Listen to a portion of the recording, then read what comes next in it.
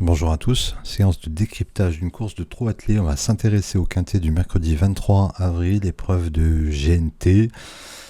Je vais vous montrer comment on peut décrypter une course au travers de l'ensemble des indicateurs qui sont proposés par le site.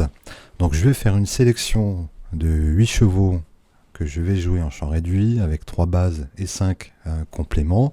Et donc je vais décortiquer les éléments mis à disposition par turf.bzh. Les informations qui nous intéressent, ce sont les caractéristiques de la course. On sera sur 2850 mètres, mais il y aura un recul à 25 mètres, mais aussi un recul à 50 mètres pour les chevaux qui ont gagné plus de 481 000 euros. L'information ne figure pas, donc je vais faire le nécessaire pour que cette information complémentaire, lorsqu'il y a 2 paliers de recul, soit bien indiquée dans les spécificités, cette partie-là étant une intégration que nous avions fait il y a quelques jours et que nous allons continuer d'améliorer. L'autre élément important, c'est un groupe 3, hein, donc pour ce GNT. On a 16 partants et donc nous avons notre tableau des courses. Alors j'ai enlevé certaines colonnes pour maximiser la lecture et puis montrer les indicateurs principaux.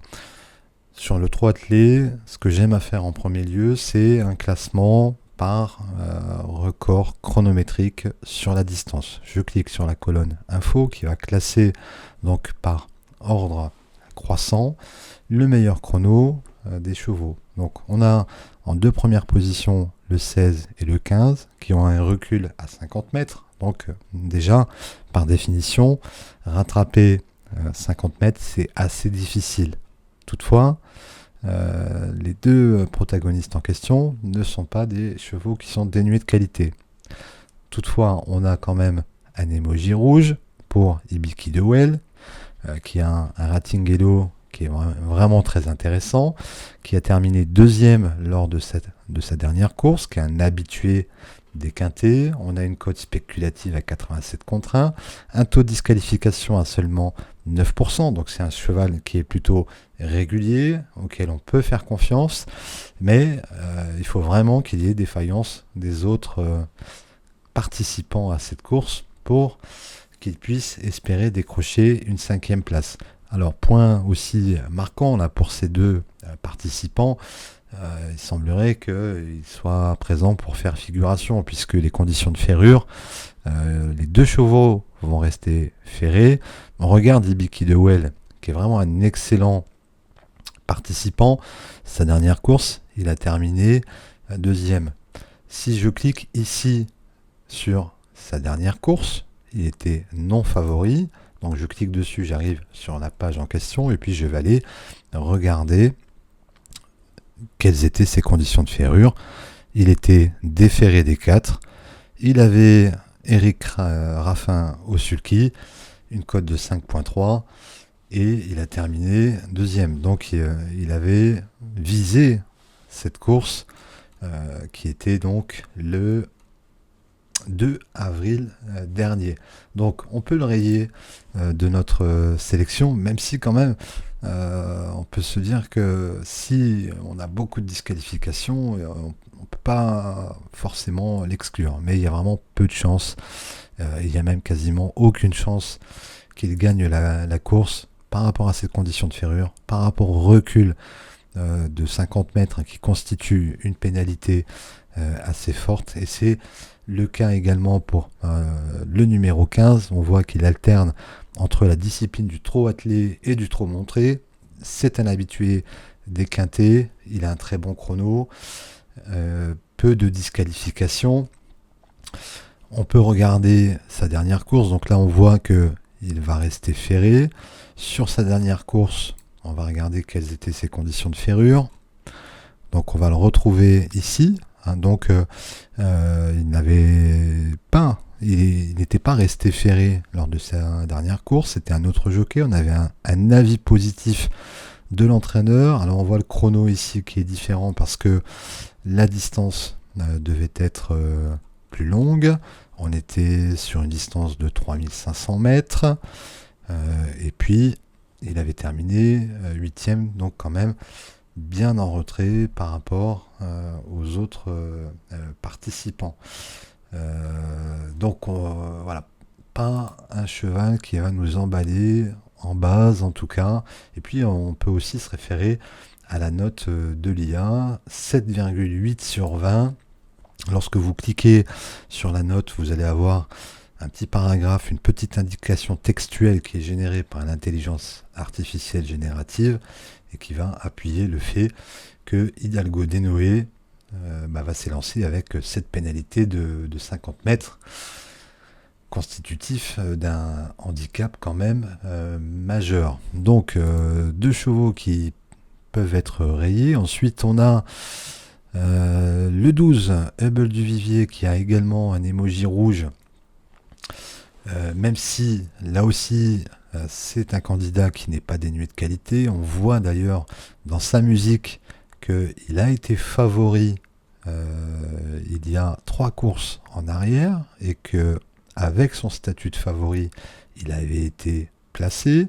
On va juste jeter un œil sur sa candidature. Donc Hubble du Vivier ici, il était avec JMB à son sulky, il avait terminé donc deuxième et c'était une course le 12 janvier dernier. Il ne sera pas avec JMB, donc ses chances semblent être également compromises et puis on a un recul de 25 mètres pour ce candidat. Ensuite, on a Ibiza Bella. Ibiza Bella, ça semble être une candidature sérieuse. D'une part, on regarde la confiance qui est attribuée par l'intelligence artificielle générative avec 17,6 sur 20. Une confiance des parieurs à midi 10, l'heure à laquelle je tourne cette vidéo, a déjà été favori, c'est déjà placé en sa qualité de favori, un temps de récupération qui est plutôt convenable, un entraîneur qui a laissé un avis neutre. Alors là aussi, on peut jeter un œil à sa dernière course au niveau des conditions de ferrage. Donc avait terminé deuxième en étant non favori. Alors, on était, voilà, ici Ibiza Bella, deuxième. L'IA générative en avait fait l'éloge.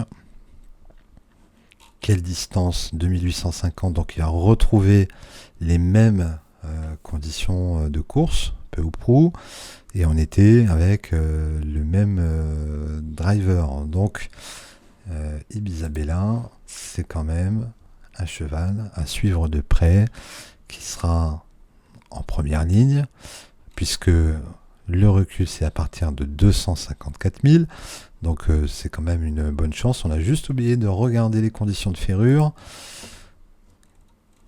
Ibiza Bella, qui ici était resté ferré, et on aura donc un plaquage et un déferrage. Je pense que Ibiza Bella est une base pour ce quintet, donc je vais le noter dans les premières bases. On a ensuite Indy de Gire, Déferré D4, Benjamin Rochard, un Hello qui est excellent. Alors c'est un cheval là d'un premier coup d'œil qui a déjà déçu dans le passé. On voit que dans sa musique des 5 dernières courses, il a été favori mais non placé. Il a quand même une cote presque de méfiance, à 7,80 €, un temps de récupération qui est pas mal, mais on a un chrono qui est excellent, mais attention, il y a un recul à 25 mètres. Alors après, on peut regarder ici Benjamin Rochard.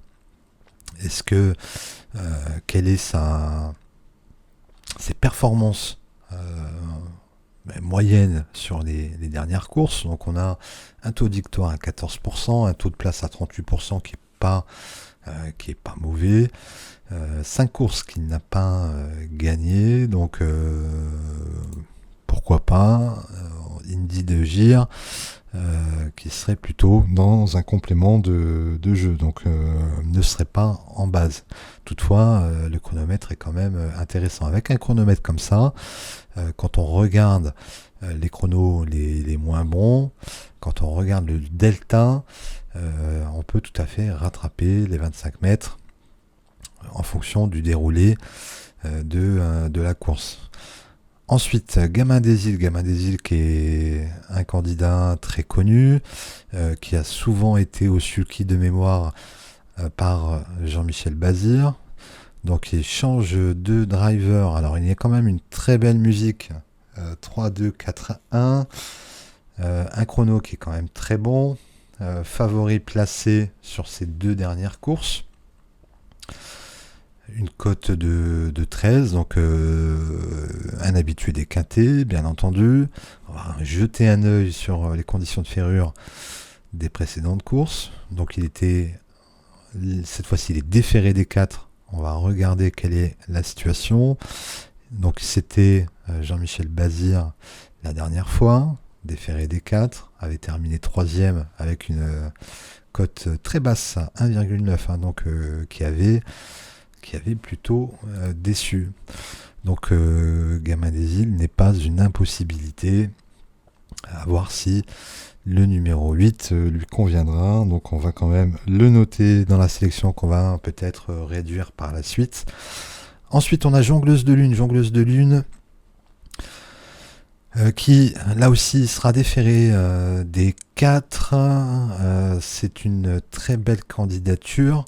7 jours entre aujourd'hui et la course précédente, et là donc on n'avait aucune performance sur la dernière course, donc il y a fort à parier que sur sa dernière course il n'y avait pas de déferrage, elle a dû rester ferrée, cette femelle de 6 ans, Jongleuse de Lune, qu'on va retrouver dans le tableau. Alors voilà, elle portait le numéro 11 avec une cote spéculative, un avis négatif de la part de l'entraîneur. Donc il est clair que ce n'était pas une course qui était visée. Donc voilà, une candidature qui n'est pas au hasard. On fait appel à un driver talentueux. Alors même si son taux de victoire et son taux de placé est peut-être moins élevé que d'autres, mais ça reste un driver de très bonne qualité, une candidature que j'aime beaucoup, et je suis très tenté de la mettre en base. Taux de disqualification à 11%, mais quand on regarde la musique, on voit que c'est sur la discipline du monté que on avait cette disqualification, donc plutôt sage. Un gain par course à 6610 qui me paraît être dans la médiane des participants du jour, donc c'est loin d'être une impossibilité pour les places, presque dans mes bases. Et si on regarde la note de l'IA générative, on est au-dessus de 15. Donc peut-être pas une base, mais vraiment tout proche. Peut-être l'un des premiers choix dans le champ réduit. ROCB, ce qui va tout de suite attirer notre œil, c'est la prédiction IA qui est supérieure à 50%. Si vous êtes habitué à turf.bzh, vous constaterez que lorsque la prédiction IA est supérieure à 50%, c'est assez rare, et lorsqu'elle est supérieure à 50%, le taux de réussite est plutôt encourageant, satisfaisant. On a une note de l'IA générative qui est à 16,4 sur 20, donc là aussi c'est très bien. Alors attention, il faut rendre la distance. On a un chrono qui est pas mal, Damien Bonne au sulky, un Hello qui est très bon. Le Rating Hello Jockey, justement, fait partie des meilleurs de la course. Je le rappelle, le Rating Hello Jockey, il est mesuré exclusivement sur l'hippodrome et sur la distance. Donc c'est sur l'hippodrome de Maure de Bretagne, sur la distance de 2850 mètres, Damien Bonne est l'un des meilleurs jockeys en piste aujourd'hui. Rossi B a déçu sur ses dernières courses, sur ses 2 dernières courses. Alors est-ce que les conditions de ferrage sont les mêmes? On va jeter un œil. Voilà, donc on est sur les mêmes conditions de ferrage. On avait une cote à 15 contre 1, une 4e place, avec une opposition qui était tout de même relevée. On était sur un groupe 3. Et là, on retrouve également donc un groupe 3, naturellement. Donc, Rossi B, un top rating pour le cheval, un top rating pour le jockey. Prédiction IA au-delà des 50%. En placé trio à 70,4% et une note IA à 16,4%. Donc, c'est une base que je vais indiquer avec le numéro 7 que j'avais tout à l'heure. Donc j'ai ma deuxième base et alors je continue avec les autres participants. Alors j'ai fait le tour en tout cas sur les plus grandes chances. La deuxième chose que je vais faire, c'est que je vais trier par prédiction IA gagnant. Donc je vais afficher les chevaux pour lesquels les algorithmes de Turf.bzh sont les plus confiants. On a le 14 que j'ai déjà retenu. Ensuite, on a Grégor, le numéro 9, avec Eric Raffin. Eric Raffin qui connaît très bien l'hippodrome, qui maîtrise parfaitement la distance, avec un rating Elo à 1555, ce qui est très élevé pour un rating Elo. Le cheval a été disqualifié lors de sa dernière apparition et avait terminé premier. On va regarder quelles étaient les conditions de course. Est-ce qu'on est sur les mêmes conditions de ferrure? Est-ce qu'on était sur les mêmes distances? Donc même distance. Alors c'était une course D. Alors on se rappelle la classification des courses. Course A, ce sont des chevaux de bon niveau. Et ensuite il y a une hiérarchie alphabétique. Plus on va monter dans les lettres, moins relevé sera le niveau des chevaux. Et là, on est sur une course de groupe, donc c'est un niveau qui est plus élevé. Alors, Grégor, où est-ce qu'il était? Il avait le numéro 17, disqualifié. Il était avec un autre jockey, un avis négatif, était resté ferré. Donc, la course pour laquelle il a été disqualifié n'était absolument pas visée par l'entourage du cheval. Et si je reviens sur la course où il a terminé premier, il était non favori à cette occasion. On était sur une course D de 1800 mètres. On était sur un peloton qui était moins fourni puisqu'on n'avait que 11 partants. On était sur exactement les mêmes conditions de ferrure, le même jockey. Premier, une cote de 3,4, une forte confiance de l'IA. Donc ça semble être un prétendant logique pour une arrivée dans les 3 premiers, d'autant que nous avons un avis favorable, positif de la part de l'entraîneur. Donc là aussi, je pense avoir une base qui est solide. Donc on a déjà 7, 14, 9 qui sont en base. Ensuite, j'ai noté le 2, jongleuse de lune, le 11 également, et j'ai relevé également gamin des îles. Donc, ce qui nous fait 6, il me manque 2 chevaux à retenir. Alors, on est sur une course de quintet. Alors, il y a beaucoup de candidats qui peuvent faire l'arrivée. Et là, ce que je vais faire, on est sur un quintet. Il y a toujours ce paramètre d'incertitude. Donc je vais aller dans outils PMU, stat écart quintet, et je vais tout simplement regarder quels sont les chevaux qui sont les plus en écart dans la course du quintet. On voit que le numéro 5 n'est pas sorti dans les 5 premiers depuis 9 courses d'un quintet, ni dans les 4 premiers. Donc je vois 5 et 7. Alors le 7, je l'ai déjà dans ma sélection. Donc je vais rajouter le 5 et il me reste un candidat à trouver. Alors je vais aller le chercher, pas sur l'hippodrome, puisque sur l'hippodrome en quintet, sur les 10 dernières années, on n'a eu que 2 courses à Mort de Bretagne, donc ce n'est pas révélateur. On va regarder sur la discipline, on va trier l'écart. Alors on a le 8 qui n'est pas sorti dans un quintet depuis 14 courses, mais le 8 je l'ai déjà dans ma sélection. Le 9, je l'ai déjà dans ma sélection. Le 5, je viens de l'ajouter dans la sélection. Alors, s'ensuit le 10. Le 10, je vais le mettre entre parenthèses. Donc, ce sera certainement le 10 que je vais retenir. Et puis, on va regarder également la distance. Est-ce qu'on a un écart? Eh bien, le 10 également n'est pas sorti depuis cette course.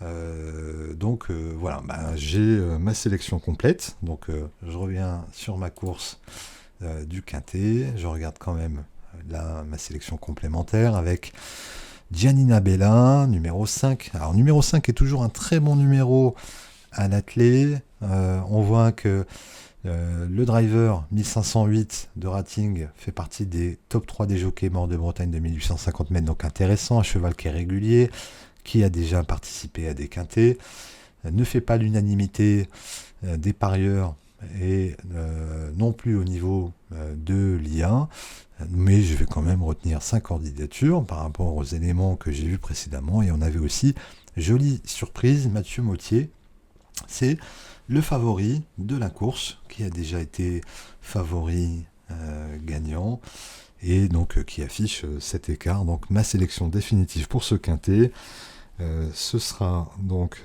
9, 7, 14, et je vais associer donc le 2, le 5, le 8, le 10 et le 11 en flexi 25%, ce qui fait un ticket à 10 €. Eh bien voilà pour une démonstration d'une lecture d'une course de quintet. Et bonne journée à tous.